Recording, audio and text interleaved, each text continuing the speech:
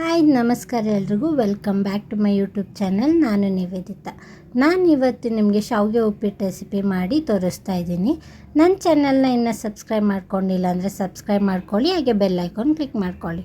ಮೊದಲು ಒಲೆ ಮೇಲೆ ಒಂದು ಬಾಣಲೆಯನ್ನು ಇಟ್ಕೊಂಡು ಇಲ್ಲಿ ಒಂದು 3/4 ಕಪ್ ಶಾವಿಗೆನ ನಾನು ತೊಗೊಂಡಿದ್ದೀನಿ. ಅದನ್ನು ಗೋಲ್ಡನ್ ಬ್ರೌನ್ ಆಗೋವರೆಗೂ ರೋಸ್ಟ್ ಮಾಡ್ಕೊಳ್ಳೋಣ. ನೀವೇನಾದರೂ ರೋಸ್ಟೆಡ್ ಶಾವಿಗೆನ ತೊಗೊಂಡಿದ್ರೆ ರೋಸ್ಟ್ ಮಾಡೋ ಅವಶ್ಯಕತೆ ಏನಿಲ್ಲ. ಈಗ ನೋಡಿ, ಗೋಲ್ಡನ್ ಬ್ರೌನ್ ಆದ ನಂತರ ಅದನ್ನು ಒಂದು ಪ್ಲೇಟ್ಗೆ ಟ್ರಾನ್ಸ್ಫರ್ ಮಾಡ್ಕೊತಾ ಇದ್ದೀನಿ.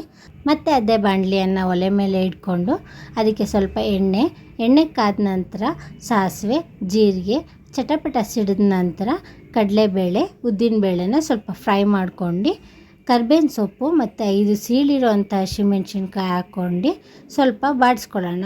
ನಂತರ ಒಂದು 4 ಮೀಡಿಯಮ್ ಸೈಜ್ ಈರುಳ್ಳಿನ ಸಣ್ಣದಾಗಿ ಕಟ್ ಮಾಡಿ ಹಾಕ್ಕೊತಾ ಇದ್ದೀನಿ.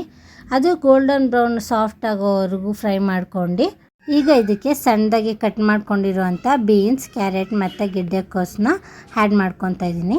ಮತ್ತು ತರಕಾರಿ ಬೇಕಾದಷ್ಟು ಮಾತ್ರ ಉಪ್ಪು ಹಾಕ್ಕೊಳ್ಳಿ ಮತ್ತು ಸ್ವಲ್ಪ ಅರಿಶಿನ ಹಾಕ್ಕೊಂಡು ಎಣ್ಣೆ ಎಲ್ಲ ಸ್ವಲ್ಪ ಹೊತ್ತು ಬೇಯಲಿ. ಅದು ನೀವು ತರಕಾರಿನ ಸಪ್ರೇಟಿಗೂ ಸಹ ಬೇಯಿಸ್ಕೊಂಡು ಹಾಕ್ಕೊಬೋದು.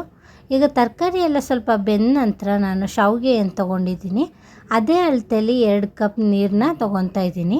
ಮತ್ತು ಅದಕ್ಕೆ ಒಂದು 2 ಸ್ಪೂನ್ ಆಗುವಷ್ಟು ನಿಂಬೆಹಣ್ಣು ರಸನ ಹಿಂಡ್ಕೊತಾ ಇದ್ದೀನಿ. ಅದಾದ ನಂತರ ರುಚಿಗೆ ಬೇಕಾದಷ್ಟು ಉಪ್ಪನ್ನು ಹಾಕ್ಕೊಂಡು ಅದು ಚೆನ್ನಾಗಿ ನೀರು ಕುದ್ದ ನಂತರ ಅದಕ್ಕೆ ಶಾವಿಗೆನ ಆ್ಯಡ್ ಮಾಡ್ಕೊಳ್ಳೋಣ. ಈಗ ಕೊನೆಯದಾಗಿ ಅದಕ್ಕೆ ಸ್ವಲ್ಪ ಕಟ್ ಮಾಡ್ಕೊಂಡಿದ್ದಂಥ ಕೊತ್ತಂಬರಿ ಸೊಪ್ಪನ್ನ ಹಾಕ್ಕೊತಾ ಇದ್ದೀನಿ. ನೋಡಿ, ಇವಾಗ ಶಾವಿಗೆ ಎಲ್ಲ ಚೆನ್ನಾಗಿ ಅರಳಿ ಚೆನ್ನಾಗಿ ಉದ್ರುದ್ರಾಗಿ ರೆಡಿಯಾಗಿದೆ. ಮುದ್ದೆ ಥರ ಏನಾಗಿಲ್ಲ, ನೀರು ಅಳತೆ ಎಲ್ಲ ಪರ್ಫೆಕ್ಟಾಗಿದೆ. ಈ ಥರ ನೀವು ಒಂದ್ಸಲ ಟ್ರೈ ಮಾಡಿ, ತುಂಬ ಚೆನ್ನಾಗಿ ಬರುತ್ತೆ. ಟೇಸ್ಟು ಸಹ ತುಂಬ ಚೆನ್ನಾಗಿರುತ್ತೆ. ಈ ರೆಸಿಪಿನ ಬೆಳಗ್ಗೆ ಬ್ರೇಕ್ಫಾಸ್ಟಿಗೆ ಮಾಡಿದರೆ ಮಕ್ಕಳು ಸಹ ತುಂಬ ಇಷ್ಟಪಟ್ಟು ತಿಂತಾರೆ ಮತ್ತು ಹೆಲ್ದಿಯಾಗೂ ಸಹ ಇರುತ್ತೆ. ನನ್ನ ಈ ವಿಡಿಯೋ ಇಷ್ಟ ಆಗಿದ್ದರೆ ಲೈಕ್ ಮಾಡಿ, ಶೇರ್ ಮಾಡಿ, ಹಾಗೆ ಸಬ್ಸ್ಕ್ರೈಬ್ ಮಾಡ್ಕೊಳ್ಳಿ. Thank you.